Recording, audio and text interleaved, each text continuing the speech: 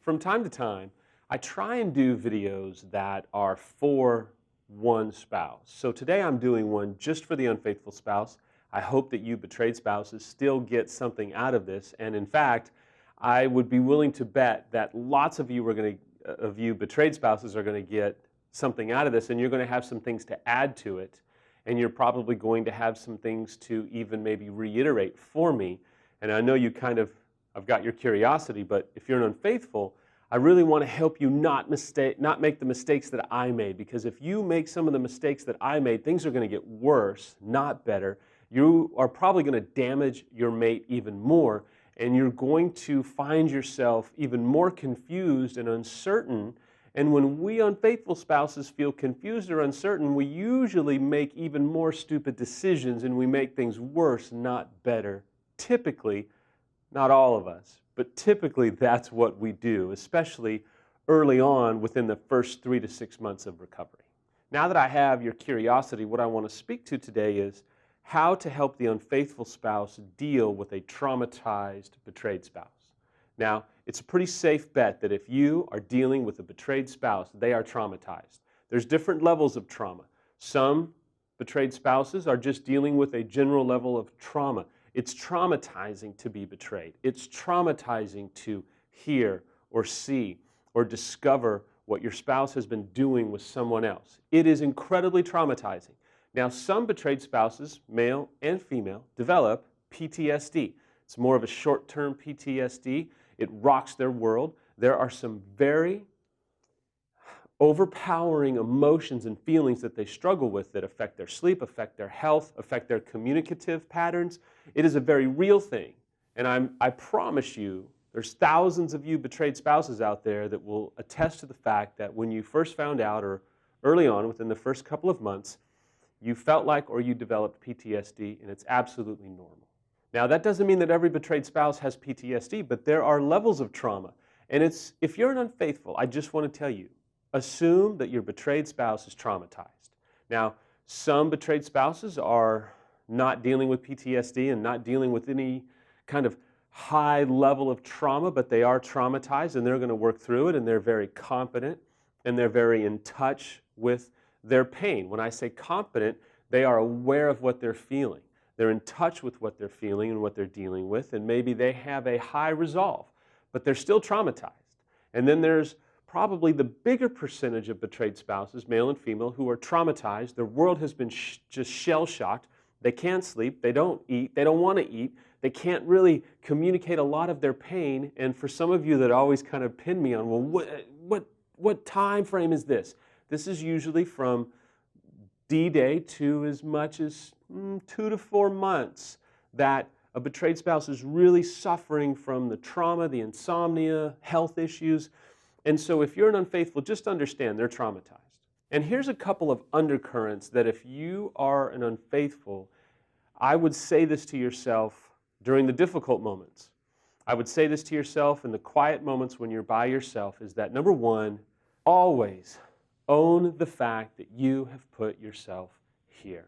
I said that to myself every day driving to a new job in a new city, in a newer automobile, in completely new surroundings, living in a new apartment with so much uncertainty and so much self-hatred and so much anger at myself. But every day, and I was taught by one of my mentors, I would say, you know what? I put myself here. I would resist blame. I would resist as best I could blaming and justification and minimization and anger and hate at so many people. And I would simply say, you know what? I put myself here, and it's going to be okay. Now, I come from a background of faith, so for me, I would say that, and I would say, I put myself here, but you're with me, God, and you're not going to forsake me, and it's going to be okay. If you don't come from faith, you may take the approach that says, I've put myself here, and I'm going to be strong, and I'm going to be okay, and I'm going to make it, and I'm going to do whatever it takes to get healthy. It's imperative that you, the unfaithful, stay out of denial and own the fact that you are where you are because you did what you did. The second undercurrent, if you will, that is vital that you remind yourself of every day is that, especially on difficult days, that this is just the now. This is not forever. It's not always going to hurt this much. It's not always going to feel this hopeless. It's not always going to be this painful, but right now it might be. It's going to get better. The rest of your life and marriage are not going to feel what you're feeling on those terrible, overwhelming days. So here's a few keys to help you, the unfaithful, deal with a traumatized spouse. Number one, please understand that any level of inaccurate information that comes out is going to cause your betrayed spouse to spiral. And it could be something as simple as this. You go to lunch and you have your lunch. You tell your spouse, yeah, I had wings and I had a couple drinks and that was it. Well, you bring the receipt home. If you're anything like me, you take your receipt, you throw it in the center console with your credit card and you move on down the road. Your spouse gets in the car, picks up the receipt and says, oh, he went to lunch, reads the receipt. You didn't have wings, you had pizza. Or you had a sandwich and you didn't have a couple of drinks. And your spouse reads that. I promise you, that's going to create in them a level of uncertainty because it's going to say, wait a minute, why did you say that you ate this and you really ate that? What did you eat? Now, if you are an unfaithful, you're like, what? You've got to be kidding me. How can this be such a big deal that I said I ate wings, but I really ate pizza? Here's why it's a big deal. Your spouse is traumatized. They have been introduced to a double life or an incredible amount of deception. You have not told the truth in whatever length of time that the affair went on for. Could be months, could be years, could be decades. And so they've just uncovered what appears to be a flat-out lie to them, and it's going to cause them to reevaluate everything that you have been saying. Well, if he lied about wings, maybe he lied about how long the affair was. Maybe he lied about this detail, that detail. There is a huge connection. You may say, that's ridiculous. Well, it's ridiculous if you don't care about your traumatized spouse. It's not ridiculous. It is how trauma works and how trauma connects the dots and causes the betrayed spouse to now distrust you, have to have a conversation with you, and find clarity. And it's going to take them, depending upon how early they are in the situation or recovery, it's going to take them a couple hours or a couple of days to regroup from this moment, all because you kind of gave this offhanded remark or lied about what you ate. You see, many betrayed spouses in a small faction are constantly worried they're going to get new information or new bombs are going to be dropped because new bombs have been dropped periodically. So they're kind of always waiting for the new bomb to be dropped of new information. So when there is the slightest bit of deception, they are triggered. It's completely understandable. The second thing that you need to be prepared for with traumatized spouses is the fact that they are going to have an intense amount of triggers. Conservatively, betrayed spouses deal with somewhere between 70 and as many as maybe 120 different triggers in any given day. So that's why you are seeing your betrayed spouse have these incredible mood swings where one minute they're okay and functional, the next minute maybe they're bawling or weeping or they're throwing things or they're raging or they're beating something up. The fact is, it's the triggers that are producing in them a heart rate that causes a fight or flight reaction. To expect them to just calm down, chill out, get a handle on it, get a grip, relax, those things are going to backfire because you're dealing with someone who's traumatized and they are dealing with brain activity, triggers every day of what you have done with whatever affair partner or whatever situation went on. They're being triggered. And so you're going to have these moments where they're okay and you think, all right, we're doing good. Then there's these moments where they're not okay and they're raging or they're just completely shut down because they're traumatized. And so you have to understand that it's completely normal for you to have this thought of, okay, I don't know what's waiting for me at home, or I don't know what's waiting for me on this phone call. That's going to be the way it is for anywhere from 6 to as many as maybe 12 or 24 months. It should lessen after the first year. However, if it's after the first year and you've dropped new information, new bombs, new amounts of information have been disclosed, it's not going to lessen, it's going to get worse.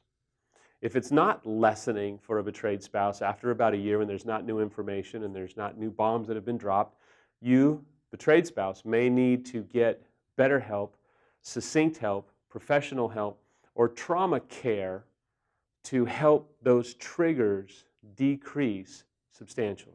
A third thing I want to prepare you unfaithful spouses for is that in the mind and in the heart and in the activity of the betrayed spouse is going to be typically a tremendous amount of self-doubt or insecurity.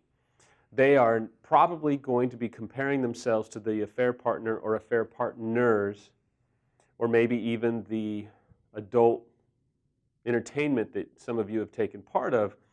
They are going to be comparing themselves to that, and it's going to produce in them self-doubt. Some of them it's going to produce self-hatred or self-rejection because they can't measure up.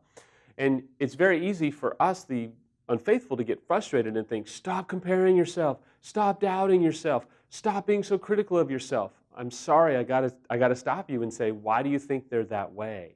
In many ways, they're that way because what you have done has caused in them that kind of reaction. It happened to Samantha early on. It caused her to really have some self-contempt and really struggle with comparison. And then she knew she couldn't compare to whatever we were dealing with, and so then she started to get angry, and then she started to take that anger out on me. And it was understandable that she would feel those things because of my actions that caused such incredible hurt and pain. And so as she got expert care, she took Harboring Hope, as she also met with Rick and she met with Leslie Hardy, she was able to see things in a much clearer way and realize that she was comparing herself unnecessarily, and that as we were able to heal the trauma and the pain that she was dealing with, she stopped comparing herself constantly because she knew she couldn't compete and she shouldn't compare with a fantasy, with escapism. How do you compete or compare yourself with a fantasy and an escapist affair? You can't. It's not real life. And so she was able to get healed and realize, look, I'm comparing myself with this person or that person or whatever when I shouldn't, because that was built upon a fantasy. It wasn't real life. I can love myself. I can care for myself. I'm not the reason he cheated. Samuel, cheated because he was unhealthy and dysfunctional and didn't know how to cope with the problems and the inadequacies that he was dealing with in life. My fourth point, and I'm almost done, is one of the best things that you can do as an unfaithful spouse is be patient. There's going to be moments where they have reminders and triggers and they're going to be traumatized and life is going to stop. The most unhelpful thing that you can do is rush that moment, judge that moment, be critical of that moment, make them feel embarrassed or shame because of the trauma that they're experiencing due to you.